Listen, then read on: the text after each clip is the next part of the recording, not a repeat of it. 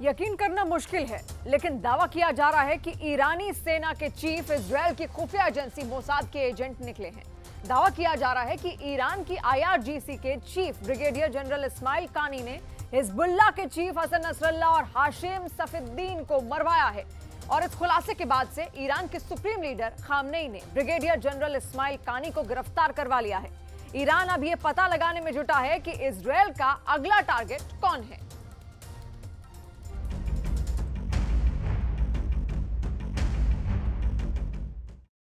نظام اسلامی بهشون اعلام کرده اگر به منافع این نظام در هر کجای عالم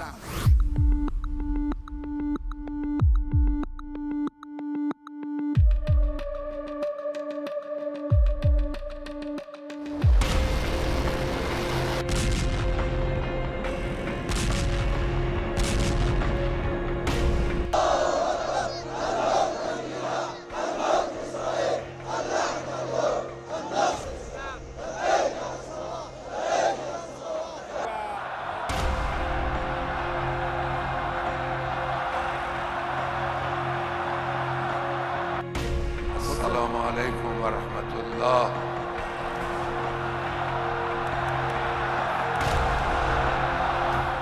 इन दो तस्वीरों में इजराइल के खुफिया प्लान और हमला की सफलता का राज छिपा है, जहां महज 60 दिन के अंतर पर कैसे हमास और हिजबुल्लाह के चीफ मारे गए हैं। खबरों के दावों के मुताबिक ईरान सेना के चीफ की गद्दारी की वजह से हमास और हिजबुल्लाह को इतना बड़ा नुकसान हो चुका है जिसकी भरपाई कभी नहीं हो पाएगी। क्या ईरान की राजधानी तेहरान में हमास चीफ इस्माइल हानिया का मारा जाना और लेबनान की राजधानी बेरूत में हिजबुल्लाह चीफ हसन नसरल्लाह का मारा जाना इत्तेफाक है, या फिर इसके पीछे वो ईरान का गद्दार जनरल है जिसने हिजबुल्लाह के साथ साथ पूरे ईरान को धोखा दिया है?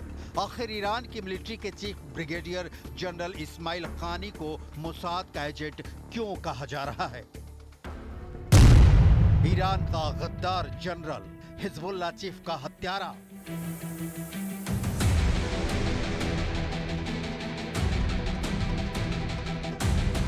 यकीन करना मुश्किल है, लेकिन ऐसा लगता है कि हिजबुल्लाह सटीक हमले और उसके 90 से ज्यादा टॉप कमांडो के मरने के पीछे ईरान का ऐसा जनरल है जिसे ईरान के सुप्रीम लीडर अली खामनेई का दायां हाथ माना जाता है।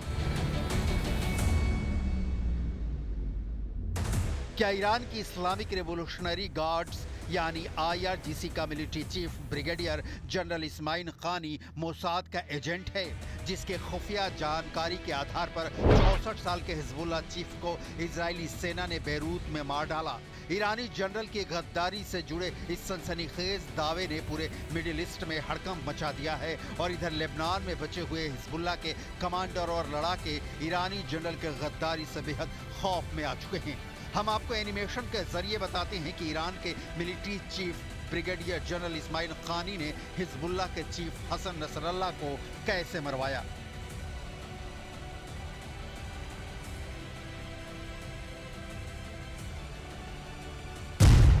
27 सितंबर 2024 को दक्षिणी बेरूत के दहिया में हिजबुल्लाह के हेडक्वार्टर में जिस वक्त Hezbollah chief Hassan Nasrallah meeting कर रहा था, ठीक उसी वक्त ईरान इस्लामिक रेवोल्यूशनरी गार्ड्स से यानी आईआरजीसी के मुखिया ब्रिगेडियर जनरल इस्माइल कानी ने इसकी खबर मोसाद को दे दी। खबर मिलते ही मोसाद ने इजराइल के F-35 से ऐसा भीषण हमला बेरूत में कराया कि मौके पर मौजूद हिजबुल्लाह चीफ हसन नसरल्लाह अपने टॉप कमांडो के साथ मारा गया। ब्रिगेडियर जनरल इस्माइल कानी के पास ही हिजबुल्लाह चीफ की मीटिंग और उसकी लोकेशन की जानकारी थी, जिसे उन्होंने इजराइल की खुफिया एजेंसी मोसाद तक पहुंचाया है, ऐसे दावे किए जा रहे हैं।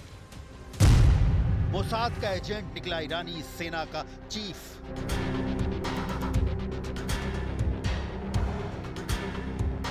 27 सितंबर को हिजबुल्लाह चीफ हसन नसरल्लाह को मारने के लिए इजरायली वायुसेना ने 80 टन बंकर बस्टर बमों का इस्तेमाल किया था।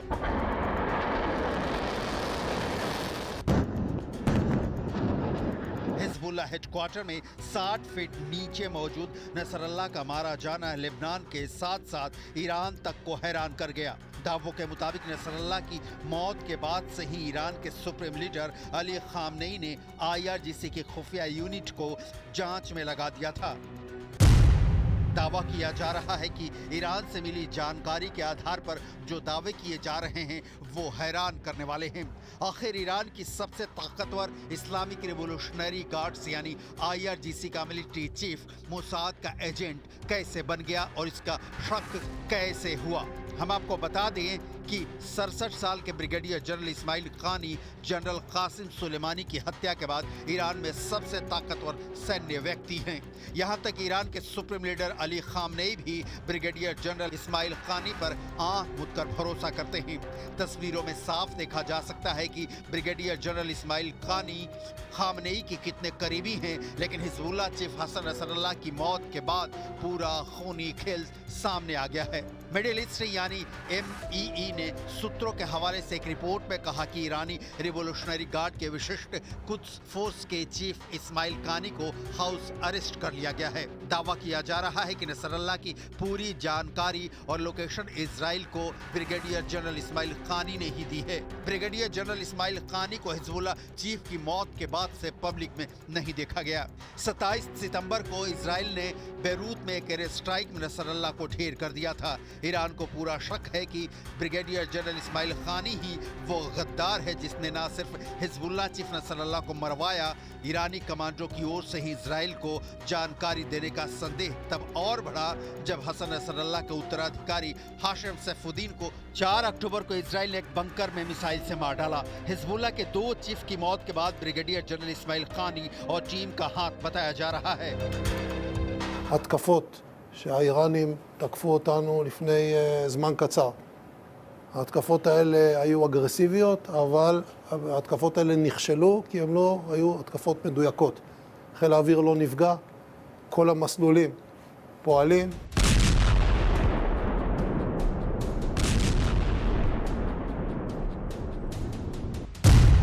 ईरान को पूरा शक है कि ब्रिगेडियर जनरल इस्माइल खानी ही वो गद्दार है जिसने हिजबुल्लाह के 2 चीफ को इजरायली सेना के हाथों मरवाया है। खबर है कि ब्रिगेडियर जनरल इस्माइल खानी को हाउस अरेस्ट कर लिया गया है। IRGC की खुफिया यूनिट ब्रिगेडियर जनरल इस्माइल खानी से कड़ी पूछताछ कर रही है।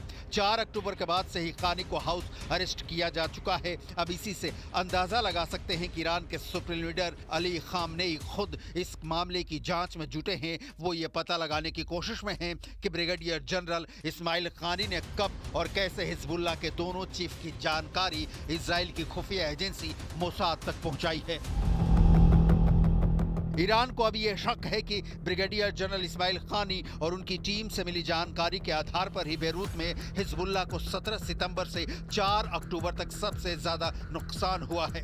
इस दौरान नसरल्लाह मारा गया, दूसरा हिजबुल्लाह चीफ हाशिम सैफुद्दीन मारा गया। यहां तक कि हिजबुल्लाह के 90 से ज्यादा टॉप कमांडर इसी दौरान मारे गए हैं। इजराइल के मोसाद ने ईरानी जनरल को अपना एजेंट बताकर लेबनान से लेकर ईरान तक जबरदस्त हमले करके दिखा दिए हैं। तेहरान में हमास चीफ इस्माइल हानिया के मारे जाने से लेकर बेरूत में हिजबुल्लाह की भीषण तबाही ने साबित कर दिया है कि ईरान से लेकर लेबनान तक मोसाद के एजेंट भरे पड़े हैं जो इजराइल को ऐसी जानकारी दे रहे हैं जिसके दम पर इजराइल 90 दिनों में ही हमास और हिजबुल्लाह का लगभग सफाया कर चुका है।